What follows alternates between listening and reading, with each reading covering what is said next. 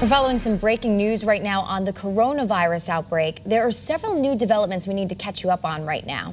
The first is that a U.S. soldier has tested positive for the virus in South Korea. He's being quarantined at an off-base home. Meanwhile, South Korea has announced 115 more cases, raising the total to about 1,300.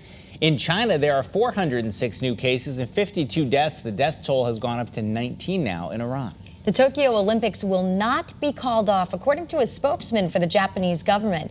But the International Olympic Committee says it has 3 months to make a decision. And Asian stocks have fallen again this morning following another Wall Street free fall yesterday. Back here in the U.S., the CDC is warning of a potential outbreak. And that's why officials in New Haven are trying to prepare just in case that were to happen. Channel 3 Eyewitness News reporter Eva Zamaris joins us live in New Haven now. Eva, what's planned today in response to this? Well, good morning to you both. They've done similar exercises like this in the past. City officials and workers are going to actually be here at the city's Emergency Operations Center to go through the steps that they will take in the event that there is an emergency or, in this case, an outbreak. The Centers for Disease Control and Prevention believes it's inevitable.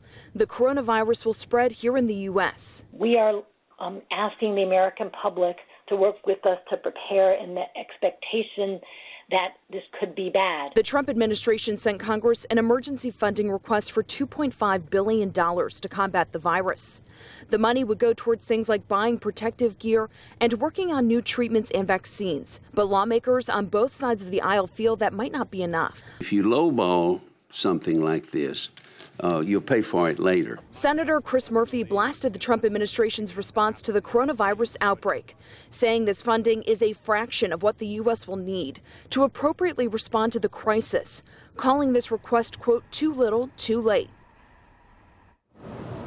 Now, as for this drill here in New Haven that's happening a little later on today at 12:30 this afternoon, be sure to stay with us for continuing coverage on this story throughout the day. I will have much more on this story coming up in our next half hour. Live in New Haven this morning, I'm Eva Zamaris, Channel 3 Eyewitness News.